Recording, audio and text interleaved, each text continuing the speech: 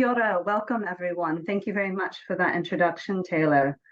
Tene koto, tene koto, tene koto katoa. Koti mihi, kiti tengata, take mi ti kaitiaki o te whenua, I tu tato ne. Ko waitine, ko Shea Esterling, ingoa, toku ingoa. Greetings to you all. I'd like to acknowledge the indigenous peoples of the land that I am on here today, as well as the custodians of this land. And today I'm coming to you from Otutahi Christchurch, Aotearoa, New Zealand. And it's really a pleasure to have with me today here Andrea, Carmen, and Kristen Carpenter. Andrea is the executive director of the International Indian Treaty Council, which is the first organization to have consultative status with the ECOSOC at the UN, and she is also a member of the Yaqui Nation. In addition, we're delighted to also have Kristen Carpenter. She's the Council Tree Professor of Law at the University of Colorado Law School, and she was the IMRIP chair at the time that helped facilitate the repatriation of the Maaso Kova. Thank you both very much again for joining us here today. It's a real pleasure and a real privilege to have you both here to discuss this really important event for the Yaqui Nation and for international law. As you know, briefly, we'll be talking today about the incredible journey home of the Maaso Kova to the Yaqui Nation, nearly 90 years after it had been removed from the Yaqui peoples. And today we're going to have our webinar in a slightly different format than what we usually do with these ASIL events. Instead of each panelist providing us with a 10 or 15 minute presentation, we thought it might be nice to do it as an in-conversation or an in-dialogue to really understand this story of this journey home of the Maaso Kova. So I'm going to turn over and start here with Andrea. And I was just wondering if you could tell us a little bit about the Maaso Kova itself and how you first came across it in 2003, because that initiated this whole repatriation process. Yes, and thank you, Kia ora, to everybody who's tuning in. And thank you very much, Shea, for the invitation to share this story, which is really a story that is shared by Indigenous peoples around the world in terms of our sacred items, our human remains having been removed during times of colonization and winding up in museums or universities, auction houses around the world. The Maaso Kova, that's a literal translation for the word deer's head in our Yaqui language, is one of the central symbols of our cultural and spiritual practices. It is a dance that is done by certain ceremonial participants, and it is a symbol for the Yaqui peoples of a renewal of life, a connection with the spirit world. There are many stories of how it came about and what it does, the healing power, the power to take us on to the next world, the Sewa Anya, when it's our time to go. But that renewal of all life through the deer dance. And once it's been in a ceremony, we call it a consecrated Maaso Kova, it becomes alive. It's not an artifact or something to be displayed. It's a living being for us. We say Saila Maaso, our little brother, the deer. So when I found it, or it found me, in the Museum of Ethnography, the National Museum, in Stockholm, Sweden. I was invited there to participate in an event by the Sami peoples that we know very well from our work at the UN.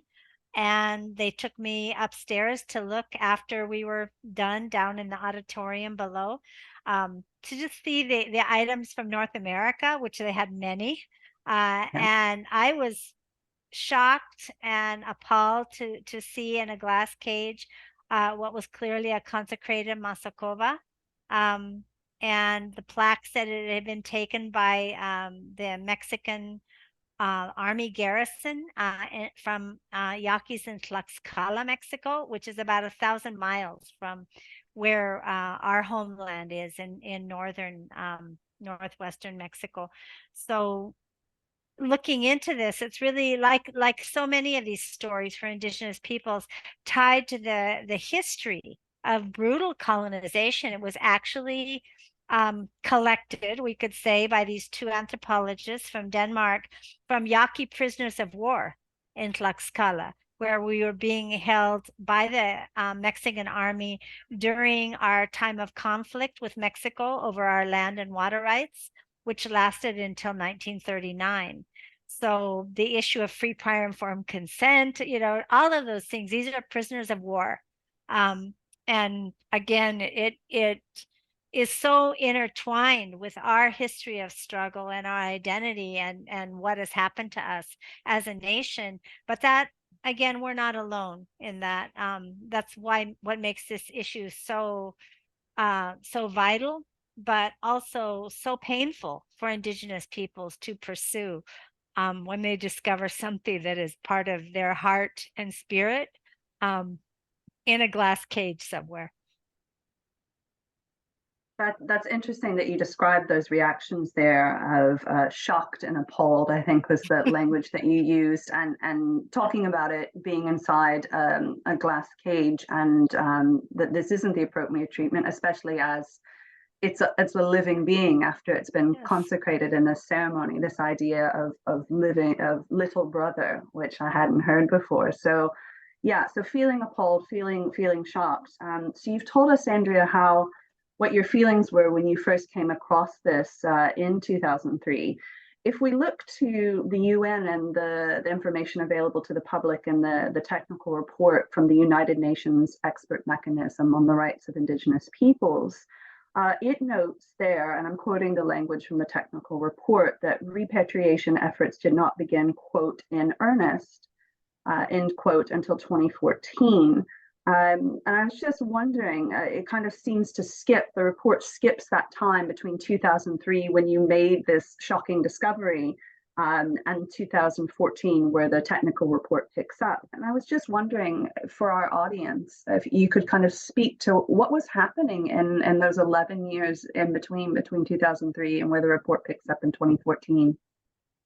I think that it says that because the museum considered that that's when they actually began to look at this, and it was probably 5 years before the engagement of the UN expert mechanism on the rights of Indigenous peoples. And we're very grateful to Kristen Carpenter, who will be able to talk about that a little bit and her advocacy role. But during that time, I mean, within a month, we had done two things. I came home, talked to our cultural leaders, showed them the picture of the Maaso Kova, which ordinarily we don't allow to take pictures of the deer dance, but the Samis took this picture to document the situation. One of our spiritual leaders here on the Pascua Yaqui tribe in Arizona wrote to the museum. I think I sent you a copy of that fax, letting them know that the Yaquis were harmed by the Maaso Kova being in Sweden on display in a museum, and that it was harmful to us, that reality. And, naively, and I've said this in United Nations panels, we thought that that would be enough, that they would say, oh, well, we didn't know that. Okay, well, come and get it, At the same time, at that time, it was Commission on Human Rights. I met with the Swedish government as soon as I went there, and took representative of the Sami Council, and the Samis were tireless supporters of us in this matter. They're facing many of the same things, even with this museum that's in Sweden with their sacred drums and other items. But and we informed them as well, because this was a government museum. It's the government entity of the Swedish government. So we worked tirelessly. We set up meetings with the Swedish government. We communicated with the museum. This was one of the obstacles. We were like a football. The museum saying, well, you have to get the okay of the government. The government saying, well, the museum has to approve. So wait a minute, this is a government museum. This is the same entity, but we were bounced, back and forth. They didn't really want to believe us. We had to prove to them, and that's one of the obstacles all Indigenous peoples face. Obviously, it didn't come from Sweden, but yet we were faced with a burden of proof of why it was sacred, why it was taken what they call illicitly, which they never admitted. They finally agreed to repatriate for ethical and humanitarian reasons. They couldn't see how collecting it from prisoners of war against their will, constituted an illicit appropriation of cultural heritage, even though they have a UNESCO convention on that topic from 1970. But we did many, many meetings. We invited the museum to come. We worked on the UN Declaration on Rights of Indigenous Peoples, which is very important. Article 11 and 12 talks about Indigenous peoples' right to repatriation of their sacred items and human remains that were taken without their free, prior, informed consent or in violation of their traditions, laws, and customs. And this is only one of 2 places that we're able to get the word laws into the UN Declaration. So the international arena, the General Assembly recognizes that we have laws that were recognized in this process to return the Maaso Kova to the Yaqui Nation. Very important things happened that we felt could apply to all Indigenous peoples in this struggle. But I just want to make it clear that from the get-go, from when I talked to the museum director that very day, I said, this Maaso Kova is a political prisoner. That's how I felt, and that's the reality for us. We never stopped. And I think that's one of the things that Kristen and the MREP, said to the Swedish government when they finally met with them about this, once they accepted the country engagement that we had filed with them, that the Yaquis are never going to give up. You have to find a way to return it, because the Yaquis will never stop fighting for this sacred item to come home. It's our obligation to our Sai Lamaso, our little brother, the deer.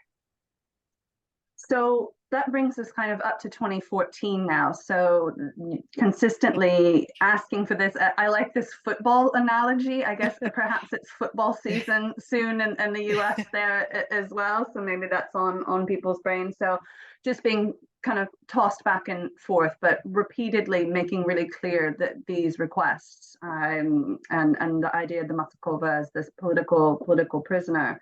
When the museum, I suppose, considered it the first official request, they considered that in 2014 as the first official request from their side, Andrea, and they went ahead and they denied that because I believe you had brought that on the grounds of Article 11.2 of the UNDRIP, and they rejected that.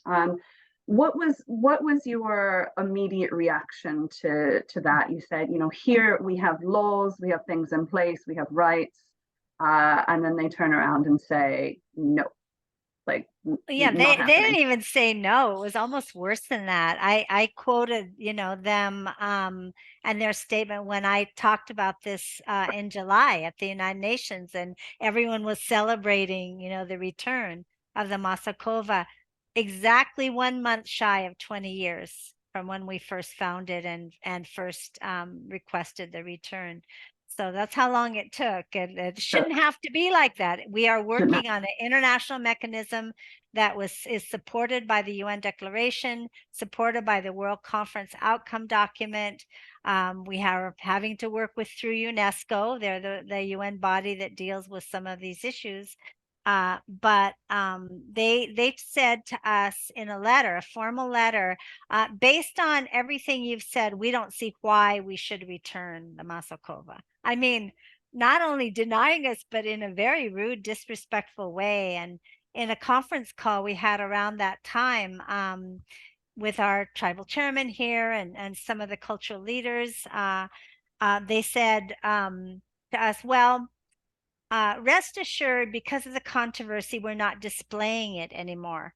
And one of our elderly women, one of the traditional cooks and singers for our ceremony said, well, why do you need it then?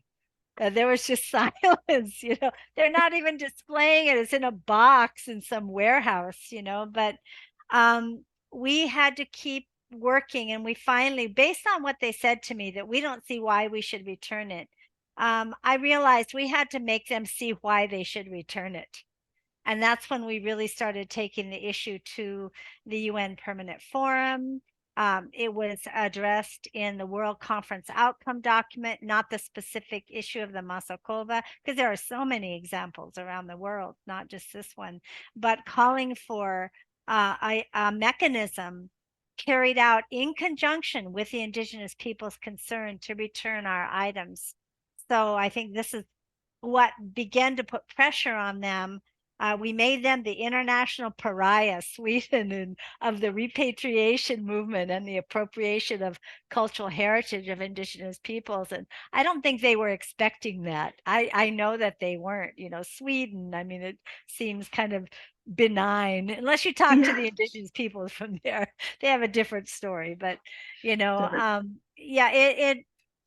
the pressure we put on them up to the last minute, not just the MRIP, the UN Special Rapporteur on Rights of Indigenous Peoples, the Permanent Forum, the Samis, indigenous peoples around the world began to call for this repatriation.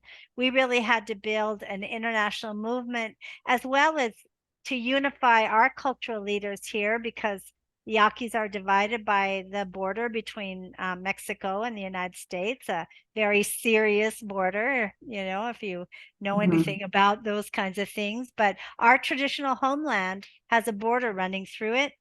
And we brought together our traditional authorities, formed what they call, said in English, the Maaso Kova Committee of cultural leaders from Arizona and from Mexico, and working with our traditional authorities and also the Pasco Yaqui tribal government here, made a unified front that I also don't think they were expecting. The museum actually tried to do a divide and conquer between the Yaquis in Arizona and the Yaquis in Mexico. And a lot of bad things happened because of their actions. They tried to find somebody to tell them, oh yeah, no, you can keep it. These other Yaquis don't know what they're talking about. So we formed that committee, which actually we're going to have a meeting this weekend. It's going to exist even now that the Yaqui Maaso Kova has returned to Vicam Pueblo on June 12th of this year. We also are committed, because of the spirit of the Maaso Kova, to help other indigenous peoples facing similar struggles. And we know many who've been working even longer to get a sacred item returned, or human remains, the skull of a leader that is in some museum somewhere. I mean, it's really quite horrible. Somehow the doctrine of discovery still exists here. Like, we saw it, we liked it, we took it. What are you going to do about it? Is kind of the norm. There are some exceptions. The Geneva Ethnographic Museum just returned, and it only took 9 months, and we helped the process as well. The Yaquis did. The return of one of the Mohawk, what they call false faces. It's a ceremonial mask, very similar for them that the Maaso Kova is for us, something that would not even be displayed in a home museum. It's not for that. So it's a living thing. It's a living entity. So that only took 9 months.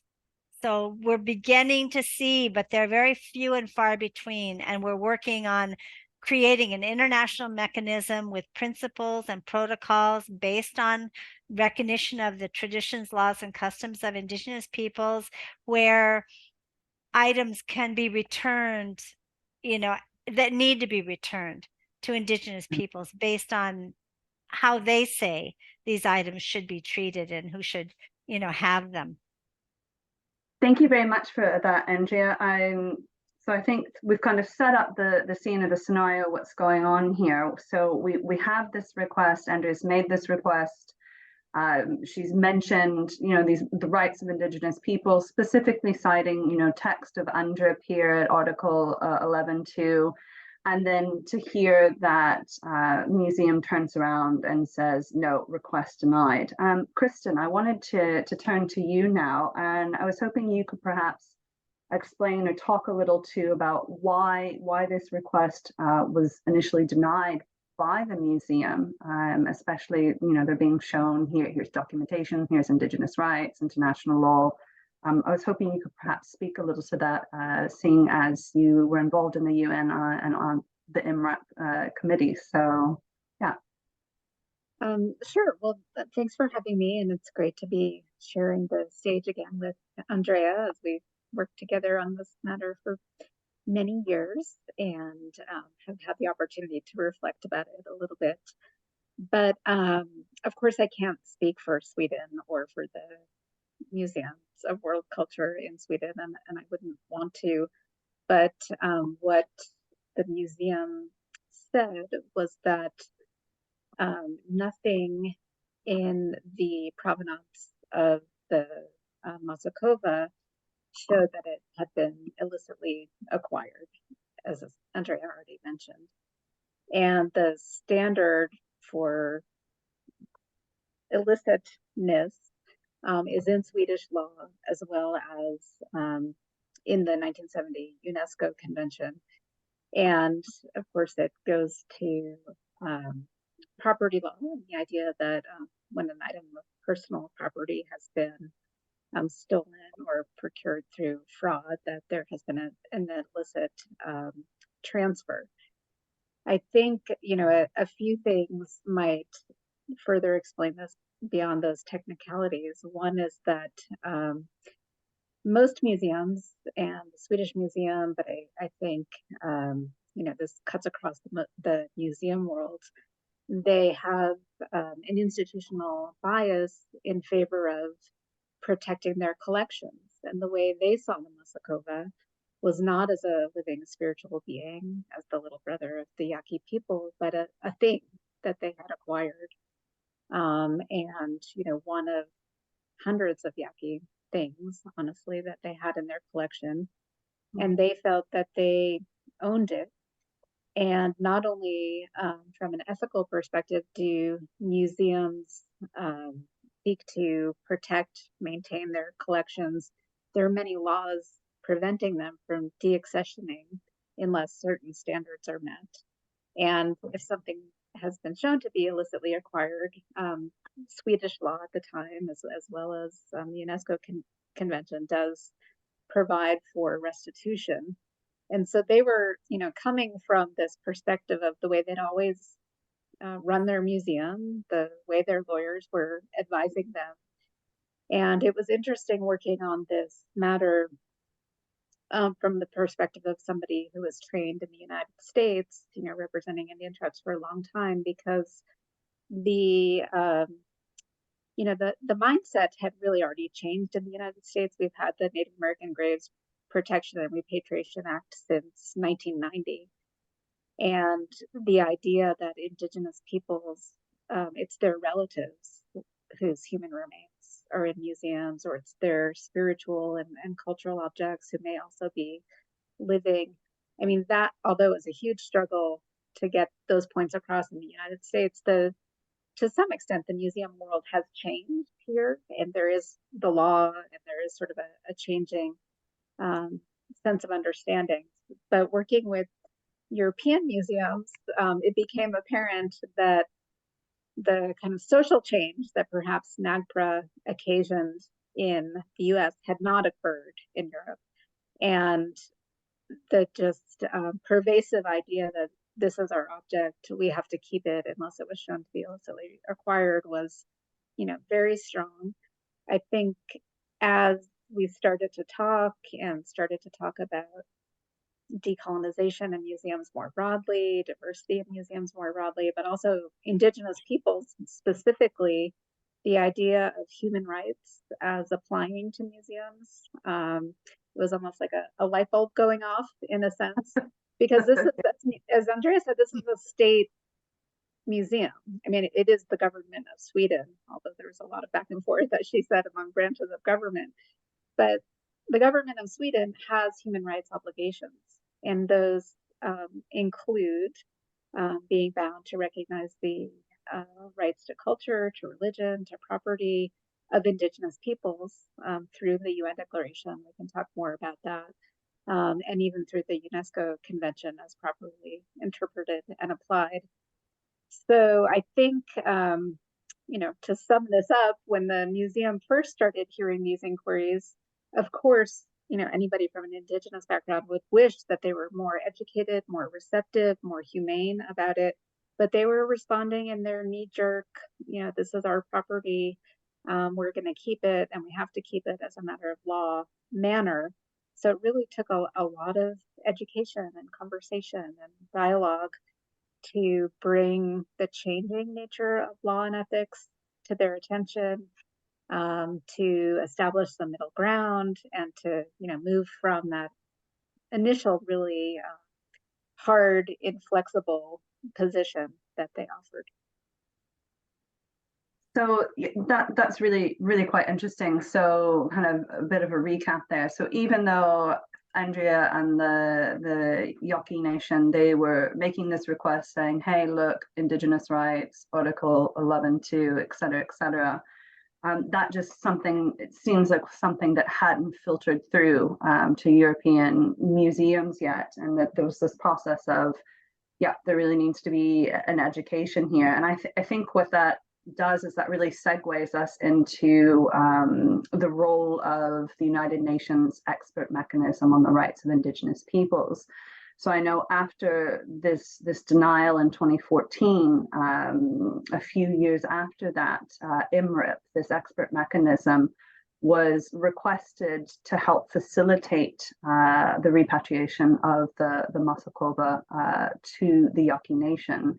And Kristen, again, a question for you. You had become involved with the IMRIP, which ultimately helped to secure this repatriation. Could you perhaps talk through with us how IMRIP works and how you became involved with the IMRIP and its role in the repatriation process of Maaso Kova? Sure. So the IMRIP is a 7-member mechanism subsidiary to the Human Rights Council, and it received an updated mandate in 2016 following the World Conference on Indigenous Peoples. And the updated mandate, whereas IMRIP previously was really only an advisory body to the Council, the amended mandate gives IMRIP the opportunity to assist states and Indigenous peoples and others in achieving the aims of the UN Declaration. So the way we put it more colloquially is that IMRIP has a mandate to help states and Indigenous peoples implement the Declaration, to make all of those 46 articles real in the practical lives of Indigenous peoples. And there are a couple of modalities that IMRIP uses. One is to facilitate dialogue between parties, as well as to provide technical advice. And then there's coordination among agencies and a whole bunch of other stuff. But we receive, and I was appointed, as everybody is, by the Human Rights Council. There are just 7 members. I was a member from North America. Okay. And I became the chair at some point during the Maaso Kova matter. But this was one of our first country engagements. Actually, we had one in New Zealand and one in Mexico City and one in Finland, I guess, before this. But it seemed like a really good opportunity to work with the Yaqui people, who, as you can tell from Andrea's presentation, were so thoughtful, so determined, so well informed. I mean, they knew the law, they knew the Yaqui law, they knew the national laws of the US, Mexico, and Sweden, they knew the international law. And so, this was a very well-informed requester. And Sweden, to its credit, has supported the expert mechanism, the amended mandate. And I think, as Andrea alluded to, Sweden likes to think of itself as a leader in human rights. So there was at least some, basis of goodwill, even if there was this unfortunate and really kind of strident history in terms of denials of repatriation here. So we had a sense that perhaps this would be a productive country engagement where we could really do what we were mandated to do, which was to, bring forth those articles of the Declaration, 11 and 12 in particular, that were relevant to this matter. So we, by consensus, MRIP accepts requests. We accepted this one, and we embarked on a process of really coming to understand the record. There were 90 years of history and, transactions and documents to look at. Starting to get to know the parties. We had conference calls, and this was all pre-Zoom. So pre-COVID, we weren't even Zooming at that point. We eventually, got to know each other. And I think that process of getting to know each other helped to some extent. There were some breakthrough moments and sort of, insights that I can talk about if you'd like. But eventually we did get to the point where both participants, the Yaqui people and the Swedish Museum, were willing to come together and, sit in a room and engage in dialogue. And that was when we were really able to, accept what we had done to kind of put forward a history that wasn't perfect, from the perspective of either the Yaqui people or the Swedish Museum, I think, but a general history that everybody could live with. And then how can we resolve this? And that's, when the participants came together with a solution, which was to repatriate under both the UNESCO Convention and the UN Declaration. So I think that really segues us in there. Kristen, I was struck by, you said that there are some particular standout moments in this process for you. And so I guess this is for both Andrea and Kristen, if we can maybe pick up with that. What were, in fact, for you guys, the biggest challenges during the repatriation process? And is there anything in particular, Kristen, you've already mentioned, that perhaps sticks out in your mind? And would any of you have done anything different?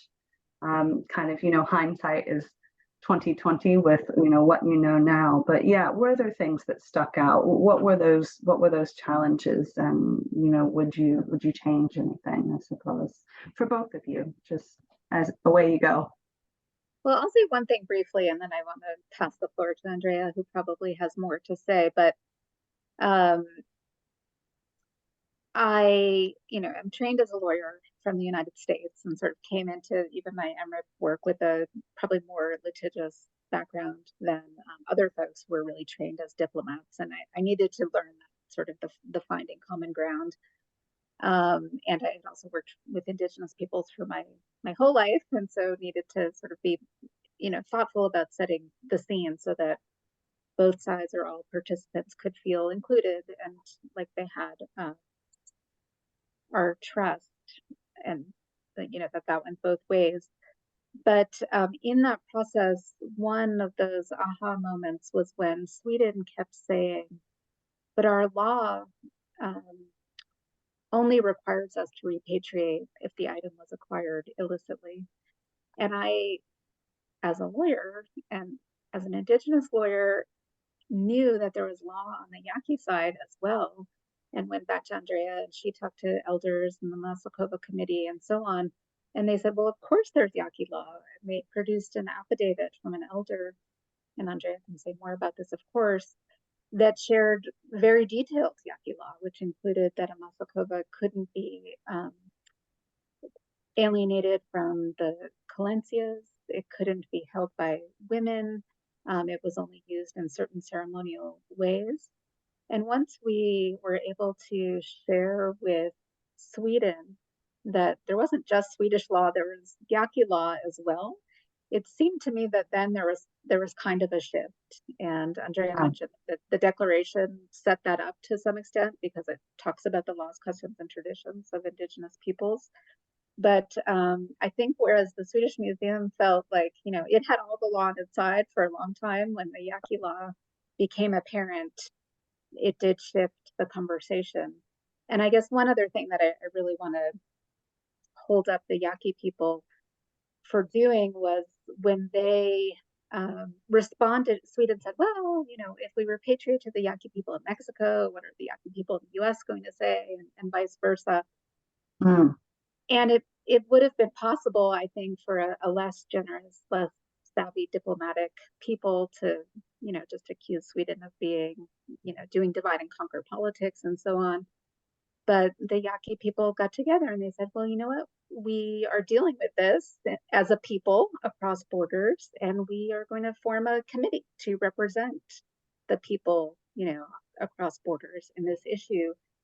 And suddenly, you know, that issue too went away to some extent, Yes. because through its own, and Andrea, I don't know if you would call this a representative institution of the Yaqui people, but there it was. There was the Maaso Kova committee with traditional people from both sides, elected leaders from both sides, and they were at the table. And so I don't know, those two moments, one in terms of substance and I guess one in terms of process, really stuck out to me as things that changed the nature of the understanding of the issues, but then also changed the quality of the process too.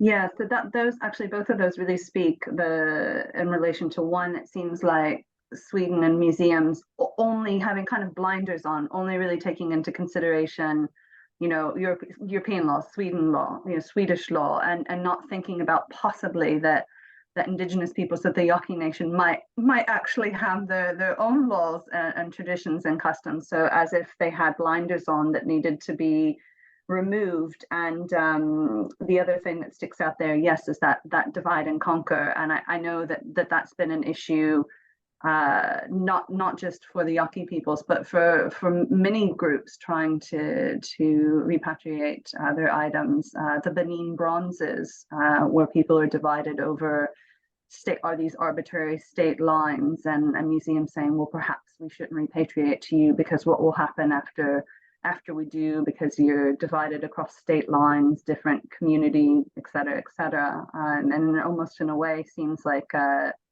bit of an excuse. Andrea, over to you.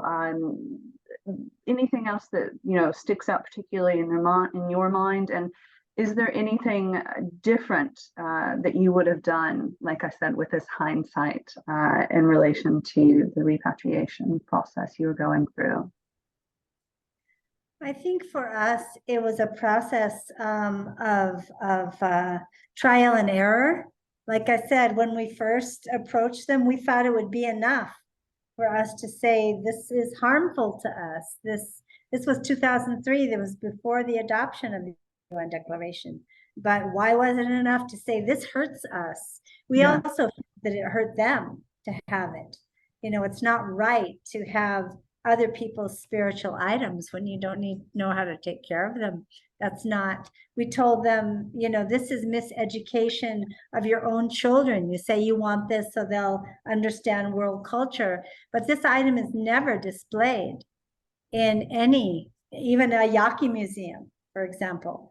And, you know, only certain people are allowed to touch it in our culture or have it or use it.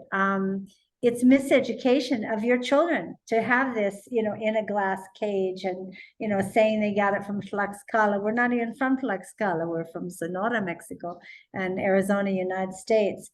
I think it was unique also, and this is one reason we weren't sure it was going to work, to use the MRIP country engagement process, is that it's the only country engagement where it wasn't indigenous peoples from that country that were wanting to engage with that country. It's indigenous peoples from United States and Mexico, basically asking Sweden to come and you know, resolve the situation, and using the United Nations as an intermediary, the MRIP.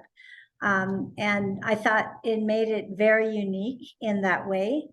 But also another stipulation that this museum and others have had is, if they finally decide to repatriate an item, they want to put the conditions on. You know, you have to build the museum with the air control and temperature and Okay. that, and they've done that before to other indigenous peoples. This museum has as well. They did it with a totem pole that they repatriated, which was stolen. It was cut down, and they made them build a museum to put the Haida people to put it in. They say, wait a minute, totem poles are outside and they're made of wood, and eventually, you know, the elements take them. And it's something that they tried to do with us. They offered to loan it to us, which we rejected right away. They offered, you know, they said, well, you know, you need to make sure to do this and that. And I said, wait a minute, you know, you took this item against our laws from prisoners of war held by your military. What's the difference between that and how the Nazis collected the, you know, the artwork from the Jewish people that they took to, you know, their concentration camps? Really, we couldn't see a big difference. And you could see from the photos, the anthropologists took photos and the museum sent them to me. The soldiers, the Mexican army soldiers standing in back of the deer dancer with rifles, you know, I mean, there was not even a question of free prior form consent here. So, and the museum told us along the way that they had stopped saying that it was gifted. That's their first story, that this was gifted to these two women anthropologists from Denmark, when in our culture, we have, you know, women's societies, men's societies, women don't touch this item. And Deer Dancer would not even gift it to their own daughter or wife. You know, it's not just out of the question. And so they stopped saying that it was gifted. They actually never really could come up with documentation of how it was acquired. These Danish anthropologists wrote volumes about everything they did and what happened, but that essential moment of transfer was never written by them, which is, you know, curious as it is. So I think, you know, all of these elements really contributed, but like everything, everything happens for a reason. One thing that, as I mentioned, that this brought about was really reunifying our cultural societies across that border, you know, that serious border between Mexico and the United States. And that coalition, you could say, that unity has persisted even now. And we're talking about different things, and, you know, then what to do with those items. Some of the items are going to be put to rest, as they should be, but they returned 26 things that they took. We were not asking for them. Another issue that was really an obstacle in this is the way that Sweden and other countries, I think as well, interpret the UNESCO Convention. It says return to the rightful owners. They interpret that as meaning the country, not the indigenous peoples. So we had to do a little song and dance with the government of Mexico. Luckily, they were amenable to the request of our traditional governments to receive it officially, even just temporarily from Sweden, and then transfer it right away. We had the transfer ceremony in Sweden. It's the first time I went back since, you know, since 2003. I did not want to go to Sweden, but it was in the home of the Mexican ambassador, government ambassador to Sweden. And we invited the UN Special Rapporteur on Rights of Indigenous Peoples. We invited the MRIP, but no one could attend. So the museum people were there, Swedish government, Mexican government, the Sami government, the Sami parliament of Sweden was there, and they spoke at the event, you know, of transferring the item, and our traditional cultural leaders and government leaders from both Mexico and Arizona were there as well. And it took about 1.5 years for it to wend its way back through Mexico. They brought it in diplomatic transport, so it wouldn't be opened by customs, and we agreed with that. It just took a little longer to actually come back than we expected, but it did come back. And so we thank the government of Mexico for their assistance, but we shouldn't have needed that. That's not what the UN Declaration says. It's not what the World Conference Outcome Document says. It says in conjunction with the indigenous peoples concerned. So that's one thing we want to address when we hopefully this year to come, start meeting with UNESCO to talk about putting in place a new mechanism for international repatriation so that there's a consistent principles and protocols that all Indigenous peoples and museums and universities can ascribe to. And we also want a regulation put in place by UNESCO, like CITES for endangered species. I can't fly with an African elephant tusk in my luggage, right? I need documentation to show if I have an eagle feather for ceremonial purposes. We think that this will also affect the auction houses, which are not under UN authority, that are selling items and human remains and all the time, every day. Yep. That legitimate collectors, if they know they have to show proof of having this item with the consent of the appropriate, spiritual society or tribal government, before they're allowed to leave the country or travel with it, that it's going to cut down on those sales quite a bit. So these are some of the things that we are asking, as well as one last thing, that UNESCO set up an international database where museums and universities and other entities can post the items they have, because Indigenous peoples can't even find their items. They know they're missing, but they don't know where they are. So this is some things we're in the process of discussing, not just us, but we want Indigenous participation from all around the world. Because as I begin by saying, this is not just an issue affecting the Maori, affecting the Yaqui, it's all of us are missing those items. And even in the case of Maori, this one museum in Geneva, not very long ago, returned a Maori tattooed head, which are in museums all over the world, and we know that. So we want to support, we want to help everybody in this process. It's not right. It's spiritually harmful for us as well as the colonizers to have this situation go on. So I think, Andrea, you've spoken kind of to my next question that I was going to follow up with, talking about what actually happened after the agreement was signed in June 2022, and that it is now back with the community, which is fantastic. So, Kristen, I suppose what I'd like to move on to you is to know, what do you view here as the legal significance of this agreement to repatriate the Maaso Kova, kind of a flip side of the same coin, as to what Andrea's already been speaking about? So the legal significance of this. Well, I agree fully with everything Andrea has said, and I think as we look at international law more broadly, of course, it's the law that forms between states in this state-centric system at the UN and otherwise. And the UNESCO Convention from 1970, as Andrea mentions, it pertains to state parties.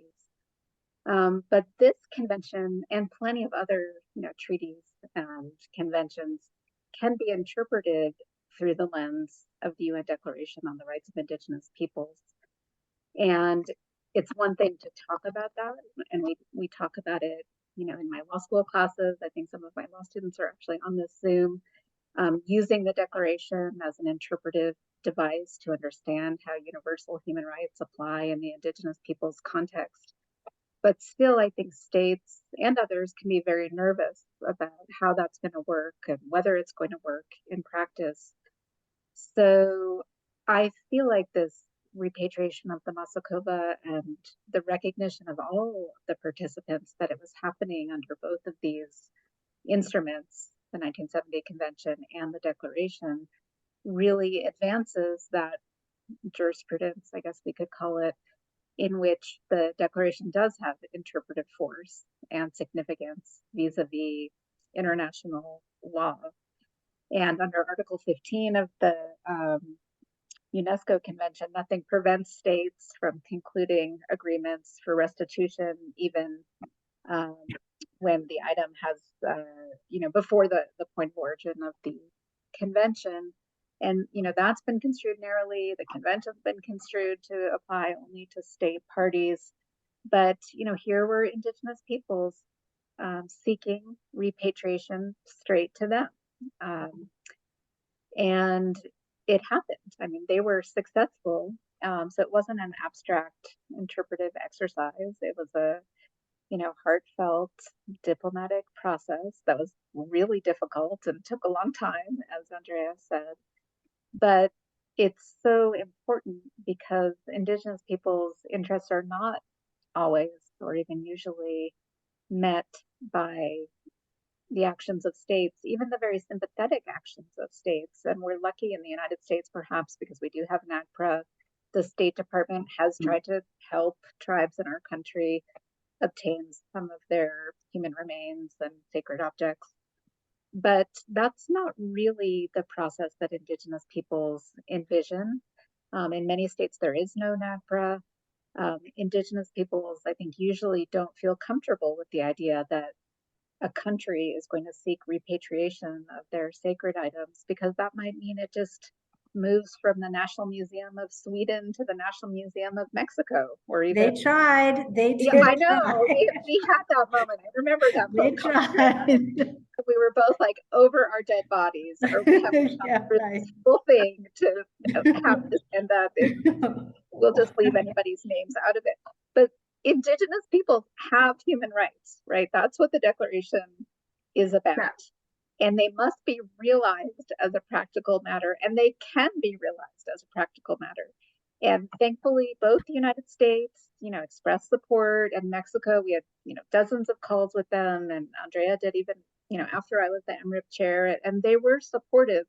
But this was about the Yaqui people's own claims and their own interest and need and right to receive the Maaso Kova back to them, not to the state of Mexico. This was, as Andrea said, the rightful owners were never the state of Mexico. I mean, that would have been so meaningless and so worse than meaningless, perhaps, so upsetting. So I mean, it's incredibly important in the repatriation context, but I feel like this also opens a door for the practical use of the UN Declaration on the Rights of Indigenous Peoples as an interpretive device vis-a-vis other international treaties, and realizing the rights of Indigenous peoples. And that could be the International Covenant on Civil and Political Rights. It could be, I could go down the list, but I won't. But I think this is a great example of the evolution of human rights and the significance of the Declaration in our field. Brilliant. Shea, So I see one question in the question and answer that I can respond to, if that's okay. Yeah. Okay. They're asking me about the formation of this committee that facilitated the common front of Yaquis. We have 8 traditional communities and a large land base. That's how they settled the war with us, is a treaty in 1939. And then we have, a federally recognized tribe in the United States. And so there's some very different traits, but we were able to come together based on our shared commitment to the Yaqui culture. Our ceremonies, we do the same ceremonies on both sides, using, the deer dance as a central part.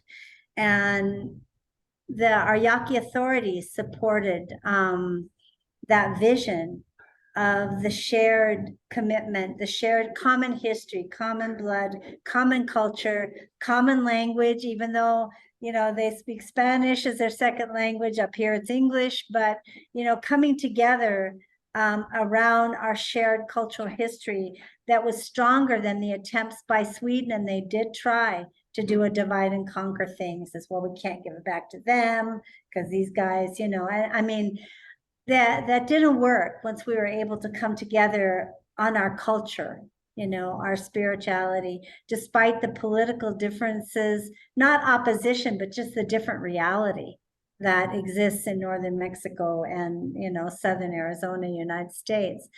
And I really saw how this was very key. And I encourage other Indigenous peoples, you know, to come together in a common front like that, and then confront, you know, the powers that be that are violating our rights. And in this case, we are able to also get the engagement of a UN body that had a role to bring the parties to the table. But it was, and I'm glad that whoever asked that question understands how important and how vital that was. Because once we could do that, Sweden really didn't have any more cards to play. They kind of had to fall in line and saw that we were unified as a nation. Even though we're divided by an international border, we were unified on this issue. And I mean, we have our share of issues, you know, among the Yaquis, but this one was a unifying force. And that's another reason, you know, why it meant so much to us. All of the traditional authorities and the government of the Pascua Yaqui tribe in Arizona came together with one voice around the cultural leaders and giving them that respect, you know, to be the main force behind what was going to happen with the Maaso Kova. So it was really a vital development that I think will continue as a model and a basis for our nation, the Yaqui Nation, to address other issues as we move forward. And so I do appreciate it. So we always say it's the power of the Maaso Kova that brought us together. You know, that power, we respect it, and we had to capitulate, I guess you could say, or respect it, and put aside any differences that we might tend to have with each other, like all, you know, Indigenous peoples do within their peoples. All of that just went away when we could come together around our common culture and spirituality and our values and our traditions and laws and customs in this case. So yeah, that was a very key element that we had to do. The United Nations can't do that for us. The countries can't do that for us. Museums can't do this. We had to do it and make that a priority in this struggle.